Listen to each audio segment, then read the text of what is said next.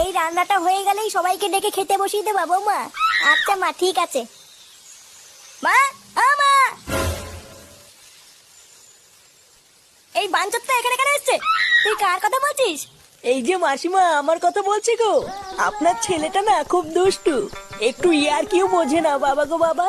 হ্যাঁ গো, তুমি আমার ভাইকে গালাগালি দিলে। বাড়াটা গালাগালি দেবো না তো কি দেবো? ও বলছো তার বাল, বাড়া আমাকে ঘরে একা পেয়ে আমার প্যান্টের ভিতরে হাত ঢুকে দিয়েছে। মা গো মা, জামাই বাবু তুমি অত রেগে যাচ্ছ কেন? আমি তো তোমার শুধু একটু সাইজটা দেখছিলাম গো। কি ছিল হোম তার বাল? বাড়ি গিয়ে বাবার সাইজ দেখবি যা। কি সব উল্টো পাল্টা কথা বলছিস তুই? যা বলেছি ঠিকই বলেছি। লেওরা আজকে প্যান্টের ভিতরে হাত ঢুকে দিচ্ছে, কালকে তো বলবে হালকা করে পুঙাও মেরে দাও।